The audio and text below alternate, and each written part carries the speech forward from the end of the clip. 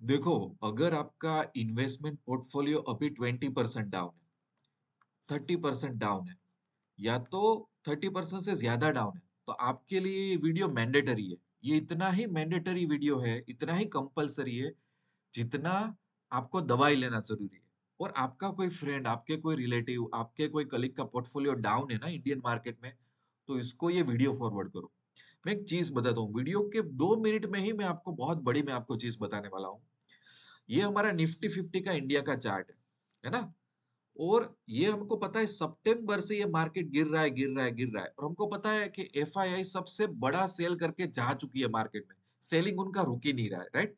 चाहे गवर्नमेंट को जो बोलना है बोले, फाइनेंस मिनिस्टर को जो बोलना है बोला। रियलिटी क्या है, मैं तो आपको बहुत एक सिंपल तरीका बताता हूँ आपको कि रियलिटी क्या है। अभी वही चार्ट को हम हांगकांग मार्केट का चार्ट देखेंगे, जो चाइना को फॉलो करता है, क्योंकि चाइना का मार्केट हम डायरेक्टली एक्सेस नहीं कर सकते। वही सितंबर महीना आप देखो, सितंबर महीने में यहाँ पे कितनी बड़ी छलांग आई है। और अभी इनका मार्केट अभी भी हाई चल रहा है। और ये सितंबर महीना का आप ग्राफ देखो, गूगल में जाके टाइप करो। गूगल में जाके क्या टाइप करना है आपको, हैंगसेंग इंडेक्स, तो हांगकांग का मार्केट आ जाएगा। सिर्फ ये देखो कि क्या छलांग लगाई उसने। उसी टाइम पे हमारी क्या छलांग लगाई है उसने नीचे की तरफ। समझ आ रहा है। अच्छा, पिक्चर अभी पूरा नहीं हुआ है। ये अभी यूएस का मार्केट है। यूएस के मार्केट में सितंबर ढूंढो।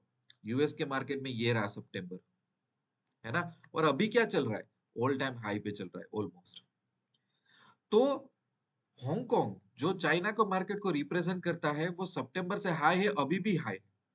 यूएसए का मार्केट है, वो सितंबर में हाई था, अभी भी हाई है। आप देखो, इतना ग्राफ देखना तो कोई बेसिक वाले बंदे को भी आता होगा। जिसने कभी लाइफ में स्टॉक परचेस नहीं किया, वो भी ये समझ सकता है आपको। इसका सीधा सीधा मोटा मोटा हिसाब लगाओ कि ये जो पैसा इंडिया में से गया और अभी भी जा रहा है, अभी भी जा रहा है, वो कहाँ गया है, कहाँ गया है। समझ समझ रहे हो आप। ठीक है, समझ में आ रहा है। अब होता क्या है, देखो सबसे पहले होता क्या है कि हम लोगों को बहुत रटी रटाई चीजें सिखाई गई है। जब इन्वेस्टमेंट करते हैं ना, तो मैं रोज ट्विटर, फेसबुक, यूट्यूब देखता हूँ ना। मैं थक चुका हूँ ऐसे वीडियो देख देख के कि लोग रोए जा रहे हैं कि मेरा पोर्टफोलियो डाउन हो गया। म्यूचुअल फंड में पहली टाइम लोगों ने नेगेटिव एनएवी देखी, जो कोरोना वाले लोग हैं उनको तो पहले पता होगा। तो आप लोगों ने क्या सीखा है, डाइवर्सिफिकेशन के नाम पे आपने बहुत गलत चीज सीखी है। आपने डाइवर्सिफाई कर करके क्या किया होगा, सिर्फ इंडिया के मार्केट में डाइवर्सिफाई किया होगा। छोटा मोटा कुछ गोल्ड या सिल्वर लेके उसको डाइवर्सिफाई बोल दिया होगा। सही डाइवर्सिफिकेशन कैसा दिखता है बताए, ऐसा दिखता है सही डाइवर्सिफिकेशन। यूएसए और चाइना के ईटीएफ आप इंडिया के कोई भी ब्रोकर अकाउंट में एक्सेस कर सकते हो। तो एफआईआई है जो ग्लोबल इकोनॉमी में जहां पैसा डालती है, उसके पीछे पीछे आराम से जा सकते हैं। या तो हमें वेट भी नहीं करना, उनके पीछे पीछे भी नहीं भागना है। हमारा पोर्टफोलियो ही कुछ ऐसा डिजाइन करो कि जहां पे इंटरनेशनल जो ईटीएफ है उसका एक्सपोजर लो। समझ आ रहा है आपको। देखो, काफी सारी इंडिया में आजकल एप्लीकेशंस आ गई है जहां से हम डायरेक्टली यूएसए के स्टॉक्स में इन्वेस्ट कर सकते हैं। पर डॉलर कन्वर्जन, ये लिमिट, वो लिमिट, ये लिमिट वगैरह रहती है, इजी नहीं होता है थोड़ा वो। चाइना के स्टॉक तो हम एक्सेस भी नहीं कर सकते। तो इंडिया के ही मार्केट में, इंडिया के ही स्टॉक एक्सचेंज में हांगकांग का ईटीएफ भी आपको मिल जाएगा, जो चाइना मार्केट को रिप्रेजेंट करता है, और यूएसए के भी काफी सारे ईटीएफ आपको मिल जाएंगे। वो अपने पोर्टफोलियो का हिस्सा बना लो। देखो, मैं मेरा अकाउंट बताता हूँ। मैंने काफी टाइम से ये मेरी सोच रखी है, काफी टाइम से। यू विल सी कि मेरे पास सिल्वर के ईटीएफ भी है, निफ्टी के भी ईटीएफ है, निफ्टी अल्फा ईटीएफ मतलब वोलेटाइल वाले भी है, स्मॉल कैप भी ईटीएफ है। सब मेरे पास ईटीएफ तो है। बट यू विल सी कि मेरे पास हांगकांग के भी ईटीएफ है, ये देखो। और हांगकांग के टेक्निकल जो सेक्टर है उसका भी ईटीएफ है। और यूएसए के भी ईटीएफ पड़े हुए हैं मेरे अकाउंट में, और ये होल्डिंग सेक्शन में। समझ आ रहा है आपको। और मैं ये काफी टाइम से फॉलो कर रहा हूँ। और जो ट्रेडर्स मेरे पास आते हैं, मेरे साथ जुड़े हैं, मेरे वर्कशॉप में आते हैं, मेरे साथ टेलीग्राम में टच में, काफी लोगों को ये मैंने गाइडेंस दिया हुआ है काफी टाइम से।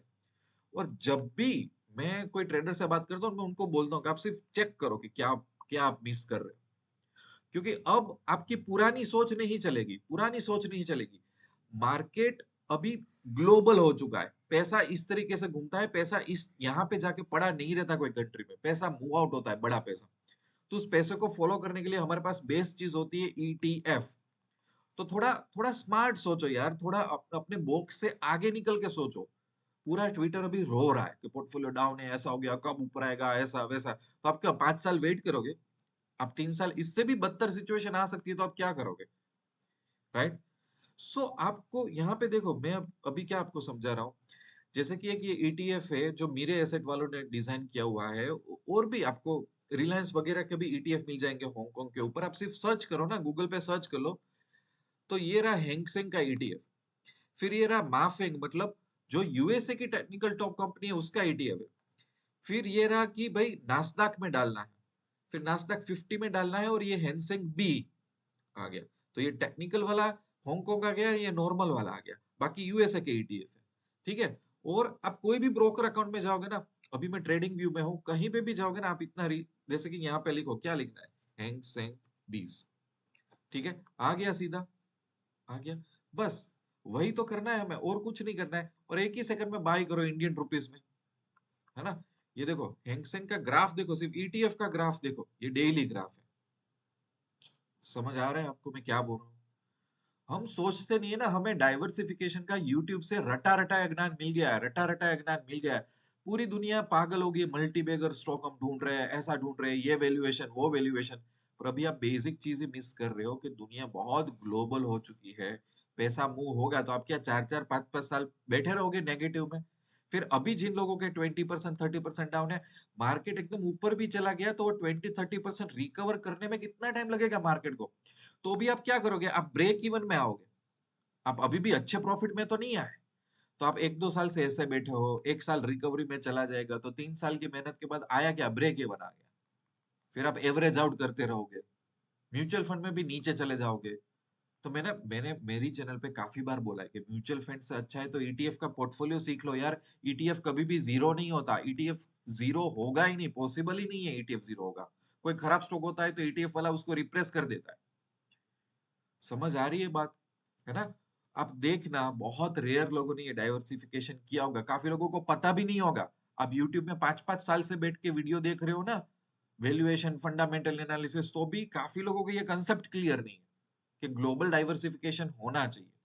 अब मैं आपको एक चीज बताता हूँ, आपको अगर डाइवर्सिफिकेशन करना हो, अगर आपको ये सही डायरेक्शन लगा, आप या तो पुरानी सोच से करते जाओ पैसे, वो कहीं ना कहीं फंसोगे, फिर एवरेज आउटिंग करोगे, फिर आप होप लेके बैठोगे कि बजट में क्या अनाउंसमेंट होगा, है ना? तो you can keep following, break even पे आओगे, 3-4 साल में कुछ ना कुछ रिटर्न मिलेगा आपको, एवरेजिंग आउट करते आओगे, तो ये होगा। या तो मैं आपको 3 तरीके बताता हूँ।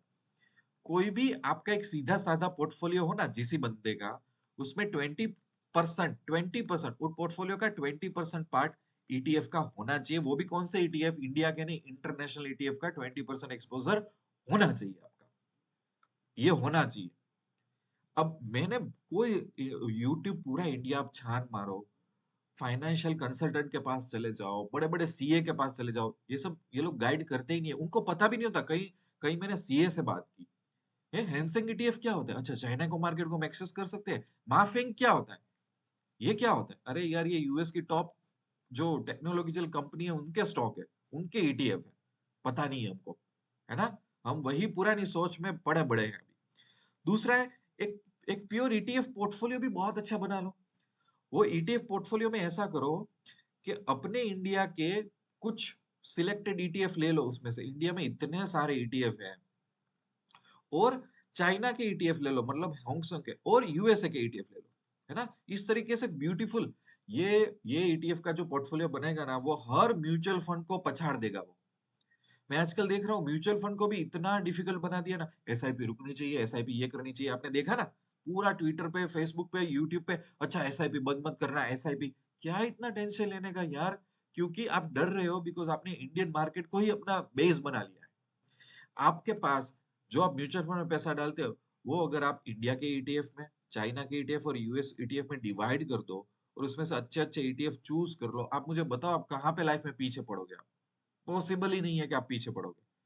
ठीक है ना? दूसरी क्या चीज है, तीसरा ऑप्शन, लेट से कि आपने इंडियन मार्केट में से कुछ अच्छे स्टॉक चुने, उसके साथ इंडिया के कुछ ईटीएफ ले लो, और उसके साथ इंटरनेशनल ईटीएफ का एक्सपोजर रख लो, तो ये भी तीसरा ऑप्शन आपको मिल गया। एक ऑप्शन, दो ऑप्शन और तीन ऑप्शन। अब आपको क्या करना है आप देख लो। दूसरा, आप अपने को पता है ना, स्मॉल और मिड कैप अपना एकदम अभी डाउन चल रहा है अपना, है ना। उस पे भी लोग बड़े बड़े आर्टिकल और यूट्यूब वीडियो बना रहे हैं कि इंडिया का स्मॉल कैप वगैरह। अब देखो कि स्मॉल कैप के भी ईटीएफ होते हैं ना, देखो मैंने यहाँ पे डाले हुए हैं, मैंने mid cap small cap ETF में पैसा डाला हुआ है। देखो मिड कैप आएगा, स्मॉल कैप आएगा। तो आप देखो कि आप कई बार क्या करते हो कि जहाँ पे बहुत ज्यादा रिस्क है तो स्टॉक्स लेके बैठ जाते हो, फिर दो दो तीन तीन साल उसकी रिकवरी का राह देखते हो। तो उससे अच्छा आप स्मॉल कैप के ईटीएफ में चले जाओ। नहीं यार, कौन आपको मना कर रहा है। आप मिड कैप के ईटीएफ में चले जाओ ना, कौन आपको मना कर रहा है। अगर आपको लग रहा है कि नहीं मुझे इंडिया पे ट्रस्ट है, ठीक है, जो हम सबके है, एक इमोशनल अटैचमेंट होता ही अपने कंट्री में, कोई बुरी बात नहीं है या तो कोई अच्छी बात भी नहीं है। ऐसा हर इन्वेस्टर सोचता है ना। यूएस वाला इन्वेस्टर होगा वो पहले यूएसए के मार्केट को ही प्रीफर करेगा, हम भी पहले इंडियन मार्केट को भी प्रीफर करेंगे। पर यहाँ पे पैसों को प्रोटेक्ट करने की बात है, हम इमोशनल होके होप रख के अपना पैसा वेस्ट तो नहीं कर सकते, वो तो सही डिसीजन नहीं है ना। सब सोचो कि अगर इंडिया में मेरे को इन्वेस्ट करना है तो स्मॉल कैप का ईटीएफ ले लो, मिड कैप का ईटीएफ ले लो। अच्छा, टेक्नोलॉजी का, बैंक सेक्टर का भी बैंक ईटीएफ भी है अपने पास, बैंक 20 करके। फार्मा सेक्टर का भी ईटीएफ है अपने पास, है ना। अब देखो हर तरीके का, पीएसयू का भी हमारे अपने पास ईटीएफ है। अब बोलो आपको क्या चाहिए। हमारे एनएससी में जाओगे ना तो अल्फा ईटीएफ होगा, मोमेंटम ईटीएफ होगा, वो वोलेटाइल हाई वोलेटाइल ईटीएफ भी मिल जाएगा। आपको बोलेगा नहीं नहीं सर मुझे एग्रेसिव रिटर्न चाहिए, अरे भाई निफ्टी से ज्यादा घूमने वाले भी ईटीएफ मिलेंगे, आप गूगल सर्च तो करो।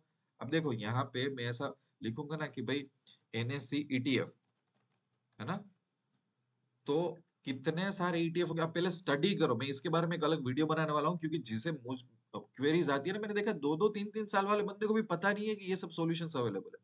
देखो कितने सारे ईटीएफ आपको मिल जाएंगे, है ना,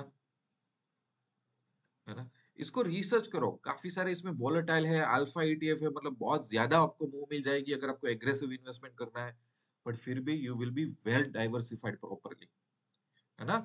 तो स्टॉक की जो बेट लो ना, वो तब लो कि जब वो मास्टर हो, वैल्यूएशन रेशियो फॉलो कर लिया, फंडामेंटल एनालिसिस ये आजकल नहीं चलता है भाई। अगर आप मानना चाहो तो मानो, वरना एवरेज आउट में अपना टाइम बिता दोगे, 3 साल पैसा डालोगे, रिटर्न कुछ नहीं मिलेगा। आपसे ज्यादा तो गोल्ड या तो एफडी कमा लेगा पैसा। तो बिकम स्मार्ट, दुनिया बदल चुकी है, उसके साथ एक बदलना सीखो आप सबसे पहले। और कोई भी गाइडेंस चाहिए तो मुझे टेलीग्राम में कांटेक्ट करो, मेरा पैसा तो बनेगा की साइट में मैंने आपको लिंक दी है कि किस तरह से आप मुझे कांटेक्ट कर सकते हो, है ना। और लॉन्ग टर्म टच में रह सकते हो। मेरी कहने की बात यह है कि ग्लोबली चैलेंजेस आएगी, अभी पहले के 5 साल, पहले के 10 साल, आज के 10 साल से बहुत अलग हो चुके हैं, है ना। मैंने सिल्वर सिल्वर जो बीज है ईटीएफ, उसमें भी इन्वेस्टमेंट करना स्टार्ट कर दिया है, क्योंकि ये वोलेटाइल रहता है, यहाँ पे इंडस्ट्री डिमांड बहुत बढ़ गई है कुछ कुछ सालों में। तो ये करना पड़ेगा ये सब कुछ चीज, है ना। अभी जो रट्टा मार के जो लोग आए हैं वो सिखा रहे हैं, उसमें से कुछ हासिल आपको नहीं होगा, आई कैन चैलेंज यू। अब आपकी क्वेश्चन क्या, आपका होमवर्क क्या है, आप मेरा वीडियो पॉज करो, मैंने जो यहाँ पे इंटरनेशनल ईटीएफ का लिस्ट दिया हुआ है ना, गूगल में सर्च करो, अपने ब्रोकर अकाउंट में सर्च करो, उसके ग्राफ्स देखो, यू विल बी सरप्राइज कि आपने क्या मिस किया हुआ है डाइवर्सिफिकेशन में। और होप पे आप पैसा मैनेज नहीं कर सकते, हमें फ्यूचर्स गोल मैनेज करने हैं। जो कोरोना के बाद आए, जिन लोगों ने स्मॉल कैप और मिड कैप में म्यूचुअल फंड में इन्वेस्ट किया, वो पहली बार लाइफ में म्यूचुअल फंड में नेगेटिव चीजें देख रहे हैं कि कितना ज्यादा अभी एसआईपी रुक गया, या तो विड्रॉल रिडम्पशन प्रेशर जारी है इंडियन मार्केट में, क्योंकि लोगों को ये सिखाया नहीं गया है कि there is a better way. और वो वे इजी है, यहाँ पे सोचना भी नहीं पड़ता कि एसआईपी डालू कि नहीं डालू। और आप ईटीएफ में भी स्विंग ट्रेडिंग करके या तो एंट्री एग्जिट भी कर सकते हो कि यार मेरी कैपिटल इतनी है, मैं हर टुकड़े टुकड़े पे इन्वेस्ट करता रहूंगा अपने तरीके से, कोई बात नहीं, मैं ही संभालूंगा 5-7 ईटीएफ का, मैं खुद पोर्टफोलियो बना लेता हूँ। कौन आपको मना कर रहा है ये सब चीजों के बारे में। पर नहीं, हमें दूसरों पे विश्वास है, हमें रेडीमेड चीजें दो। देखो एसआईपी और म्यूचुअल फंड का मार्केट कितना कॉम्प्लेक्स बना दिया है, flexi fund, multi asset fund, hybrid fund, ये फंड वो फंड, आम इंसान को भी पता भी नहीं होता कि क्या करना है क्या नहीं करना है। ईटीएफ ईटीएफ को क्यों लोग प्रमोट नहीं करते ज्यादा, समझो, है ना। बैंक में जाओ, म्यूचुअल फंड एजेंट के पास जाओ, उनको बोलो कि नहीं नहीं मैं ईटीएफ में क्यों नहीं इन्वेस्ट करता, बोलो कि उसकी क्या चार नेगेटिविटी है, मुझे बताओ ईटीएफ की। तो वो नहीं बता पाएगा।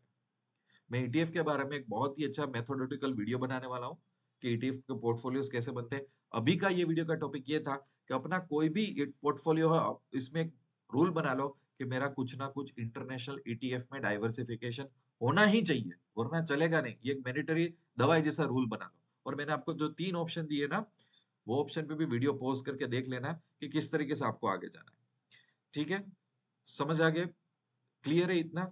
दूसरा कि हर वीडियो में मैं बोलता हूँ, अहमदाबाद में मैंने face to face workshop start किए हैं कुछ-कुछ चीज़ों के, जैसे कि प्राइस एक्शन और हेजिंग अभी मेन फोकस है हमारा।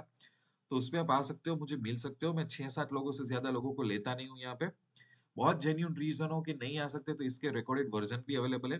पर मैं कम ट्रेडर के साथ काम करता हूँ। मेरे को खुद का ज़्यादा टाइम नहीं होता। मैं बड़े इवेंट और सेमिनार में नहीं मानता। मेरे से वो सब चीज़ें होती नहीं। मैं 6-7 लोगों से ज़्यादा लोगों को ट्रेन कर ही नहीं सकता पर पेज में, और मंथली 2 वर्कशॉप भी होते हैं, उससे ज़्यादा मैं करता नहीं। इसके बारे में भी इंटरेस्ट हो तो यहाँ पे टेलीग्राम की लिंक दी है वेबसाइट में, मुझे कॉन्टैक्ट कर लेना। ठीक है ना? I believe in showing the right path. कोई भी क्वेश्चन हो ईटीएफ्स के बारे में, इंटरनेशनल ईटीएफ के बारे में, तो don't hesitate to contact me. I wish you lots of love and happiness.